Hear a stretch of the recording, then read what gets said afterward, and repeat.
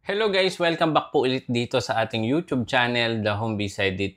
For today's video guys, ito yung pinaka inaabangan natin na update, no? Kung kayo po ay aspiring content creator or kung kayo ay matagal na din, so dapat nyong malaman itong update na ito. Lalong-lalo na kung hindi pa kayo invited sa mga monetization tools. Yung nakikita nyo guys dito sa ating screen, ito po yung aking tools. Ayan. So, meron po ako ditong main tools. Ads on Reels, bonuses, o yung bonus program. Yung pangatlo, yung stream ads. This coming August 31, 2025, hindi na po yan magiging available sa mga incoming na mga creator or sa mga newbie.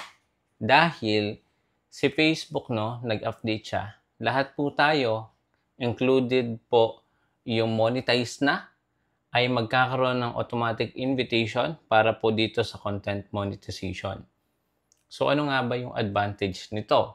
So, papakita ko muna sa inyo saan ba makikita yung notification. I-back muna po natin. Ayan. Punta tayo guys dito sa support. Then, click natin guys yung monetization. I-click natin dito yung program eligibility. Next, i-click natin yung bonus program. Swipe up natin. Click natin dito yung about the performance bonus program. So, mapapansin nyo dito, included po yung tatlo. Ulitin ko po, yung ads on Reels, in-stream ads, and yung performance bonus program is hindi na po siya available. So, ang hihintayin nyo na lang po na maging available for update sa inyong monetization kung kayo po ay magiging eligible or kung eligible yung page or profile nyo, automatic po yan, meron kayong mare-receive na invitation. But again, hindi ko sinasabi lahat magkakaroon. Ito ay invitation only. Nakadepende po yan kung gaano po yung status ng inyong page or profile. Basahin po natin dito. In-stream ads, ads on Reels, and the performance bonus program will be end on August 31, 2025. The last day creator will be able to earn from any of this monetization ay until August 31, 2025. Kung kayo po ay mayroong incoming na revenue hanggang August 31, 2025 din po yan mag-e-end. So, kung kayo po ay hindi pa invited at meron po kayong number of followers, meron kayong mga uploaded video, or nagsimula na kayong mag-upload dati at hindi pa rin kayo invited sa old monetization, well, baka ito na yung pagkakataon nyo dahil, no, nag-continue si Facebook ng sending of invitation sa mga eligible creators. So, paano natin manonotify si Facebook na gusto natin magkaroon ng ganitong monetization? So, i-click natin itong Facebook Content Monetization. Dito po, pwede tayong mag-send ng interest. So, how to join? Ayan. Sabi dito, we're sending invitation to millions of creators. So, millions of creators po ito. Hindi lang po yung sa Pilipinas, all over country na pwede sa monetization na ito. So, meron po kasi mga restrictions na country na hindi kabilang sa monetization.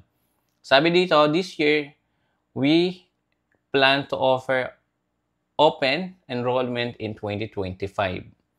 You can express interest or pwede tayong mag-send ng interest. So, i-click natin ito. Ayan. So, ang gagawin natin is kailangan natin dito mag-provide ng active email number or Gmail. Pwede po yan. And then, ilalagay nyo po dito yung inyong URL ng Facebook. So, self-explanatory na lang po yan. So, alam nyo na kung saan makukuha. Pwede din kayo mag-add ng different pages. Ang gagawin nyo lang po, isa-separate nyo lang po siya ng comma. Okay? So, kapag po nakapaglagay na kayo dito, so sample natin, maglalagay ako ng email address ko. Then, Facebook URL, sabihin natin na HTTP, ayan,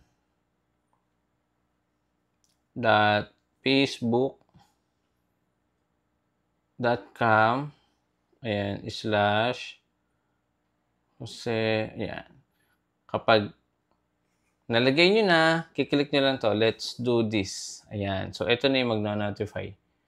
Form submitted. Thank you for your interest in the Facebook Content Monetization Beta. So, ganun lang kasimple.